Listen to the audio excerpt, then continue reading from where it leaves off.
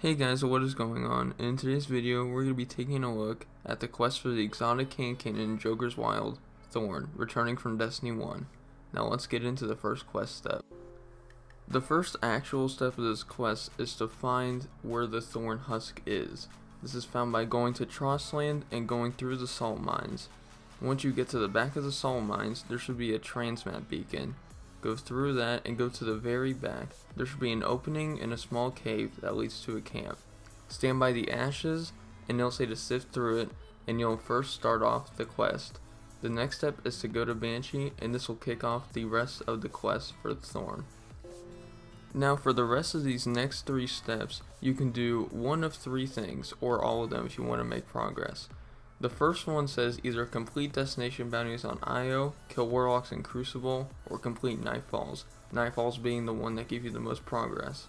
When you complete Nightfalls, it will give you 15%, or 15 out of 50, of the items needed.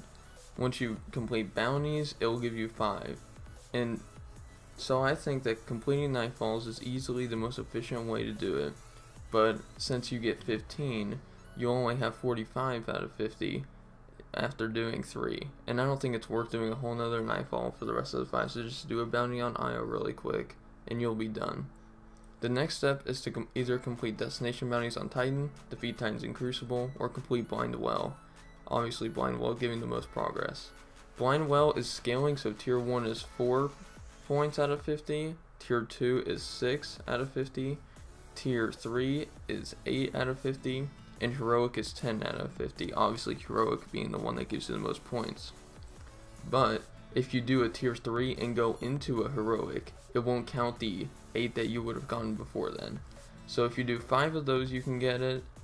But what I did was I completed the bounties since they're pretty easy to do, and so I just got that done pretty quickly. The problem was finding people, but since everyone has their hands on this quest, it shouldn't be hard to find people in Blind Well. If you can't find people, just reload back in to Dreaming City and go back. The last one of these quest steps is to complete destination bounties on Mars, defeat hunters in Crucible, or complete Escalation Protocol. Escalation Protocol giving the most points. But it's kind of weird since each wave gives you 5, and each bounty also gives you 5. So if you complete all 7 waves, it'll give you 35 out of 50. And since you're already on Mars, if you pick up the bounties and complete 3 of them, then you'll be done with the step. So I recommend picking up the bounties before doing escalation and completing it while you're doing it, so then after a full run, you'll be done. Now comes the most infamous step in the Thorn quest. Defeat Guardians in the Crucible using void weapons or hand cannons or any void energy kills. Now unlike Destiny 1, you don't get progress setback for just dying, which I think is a good change, but it takes a lot of points. And it says you get more in competitive in Iron Banner, but since Iron Banner's not around, I haven't gotten a chance to test that.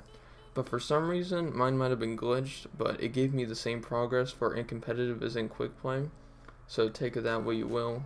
It might just be bugged for me, I don't know.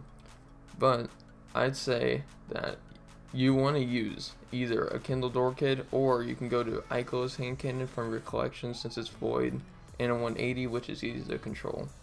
But go for headshots, because headshot streaks will give you more points. So if you just go for that, you should be done in about a couple hours. Now you have to go back to the farm, which I think everyone's forgotten about since the campaign. And then you'll get the last step, which is to complete a special version of the Savathûn Song Strike on Titan. This is a 660 power level strike, so it is a lot more difficult than a regular strike. And it has different modifiers, like enemies have more health and can't be staggered. It also has blackout, so enemies that hit you like Thrall, which will be important, will 2-shot you. So you have to be careful of that. And the last one is harsh elements. Everything that's elemental does more damage to you, so watch out for that. Everything is the same in the strike, except for the last part, where when you're killing the Shrieker at the very end, when it goes into its final stage, where you have to take the ball and slam it near him with the wizards. There's also big knights spawning on either side, or both sides of him, and there's an infinite amount of spawning Thrall. So what I recommend is having 2 bubble titans, using the Helm of Saint 14 because it blinds the Thrall, and also using a Orpheus rig tether hunter, so then the Thrall can be dealt with, and have everyone use snipers and kill the knights off from a distance in the very back. Then after that, have one person go and slam the ball and the others can finish him off. That's all you need to know for the Thorn quest in Destiny 2. Have fun getting it.